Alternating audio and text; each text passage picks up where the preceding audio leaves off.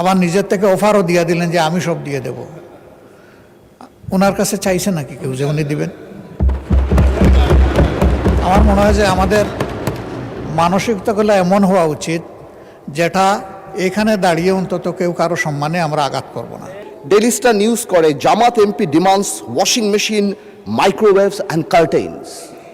এটা আমাকে অনেক লজ্জা দেয় এবং আমি মনে করি এই পার্লামেন্টকে অনেক লজ্জা দেয় যে একটা মেম্বার অফ পার্লামেন্ট এখানে দাঁড়িয়ে যেখানে জনগণের কথা বলবে, যেখানে বিভিন্ন জনগণের দাবির কথা বলবে, সেখানে একজন মেম্বার অফ পার্লামেন্ট দাঁড়িয়ে উনি ওয়াশিং মেশিন পেল না, মাইক্রোওয়েভ পেল না, কার্টেন পেল, সেই ব্যাপারে দাঁড়িয়ে কথা বলবে। যেখানে আবার বলা হয় যে আমরা গাড়ি নিব না, আমরা প্লট নিব না এই ব্যাপারে। তাহলে আমার কাছে মনে হয় মাননীয় স্পিকার যে আসলেই যদি গাড়ি আর প্লট যখন ওনারা বাদ দিল, তখন ওনাদের বুকের উপরে কত বড় পাথর চাপা দিয়ে বাদ দিতে হলো যে মাইক্রোওয়েভ আর ওয়াশিং মেশিনের জন্য এই পার্লামেন্টে দাঁড়িয়ে কথা বলতে হচ্ছে। ডেইলি স্টার নিউজ করে Jamaat MP demands washing machine, microwaves and curtains.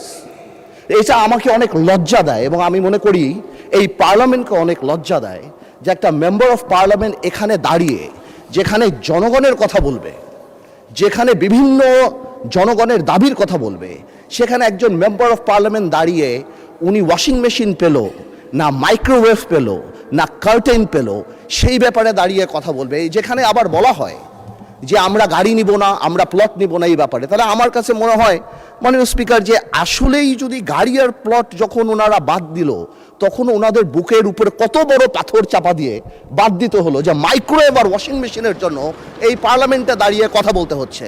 মাননীয় স্পিকার, আমার মনে হচ্ছে যে এই স্ট্যান্ডার্ড আর স্ট্যাচার আমাদেরকে মেনটেন করা উচিত এবং আমি বলবো আমাদের মাননীয় যারা আছেন ওনাদেরকে, স্পেশালি আমাদের বিরোধী দল, এবং এটা কালকে হয়তো আমাদেরকেও বলতে পারে, কিন্তু আমি জেনারেলি এটা বলছি যে উই মাস্ট, আমি শেষ করছি যে আমি খুব সিরিয়াসলি বলছি। তারপরে যদি আমার ভাই যেহেতু কমেন্ট করেছেন, উনি চান আমি ওনাকে এম্বারাস না করে আগামীতে যদি ওনার পর্দার মাইক্রোওয়েভ লাগে, আমি আমার তরফ থেকে ওনাকে একটা মাইক্রোওয়েভ দিতে চাই এবং আমি প্রধানমন্ত্রীকে রিকোয়েস্ট করতে চাই যদি ওয়াশিং মেশিনটা উনি দেয়, এবং হোম মিনিস্টার থাকলে আমি বলতাম যে উনি পর্দাটা যদি কিনে দিয়ে ওনার সংসারটা আমরা গোছায় দিতে পারতাম, তারপরে যদি আমার পার্লামেন্টকে উনি এম্বারাস না করতো।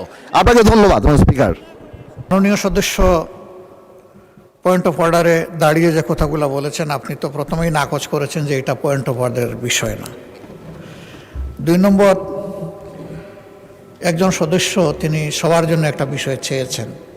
আপনি রাইটলি বলেছেন যে এটা হাউসে না বলে এটার জন্য কমিটি আছে, ওখানে বললেই হতো। কিন্তু তিনি এইটাকে সূত্র ধরে আবার আরেকটা যে গাড়ি বাড়ি সব নিয়ে আসলেন। উনি তো আমি মনে করি একজন বিজ্ঞ পার্লামেন্টারিয়ান। আবার নিজের থেকে অফারও দিয়ে দিলেন যে আমি সব দিয়ে দেব। ওনার কাছে চাইছে নাকি কেউ যে উনি দিবেন? আমার মনে হয় যে আমাদের মানসিকতাগুলো এমন হওয়া উচিত যেটা এখানে দাঁড়িয়ে অন্তত কেউ কারো সম্মানে আমরা আঘাত করব না। আমরা আশা করব যে আমি সহ আমরা সকলে আগামীতে এগুলোর প্রতি আরও যত্নশীল হব। ধন্যবাদ মাননীয় স্পিকার।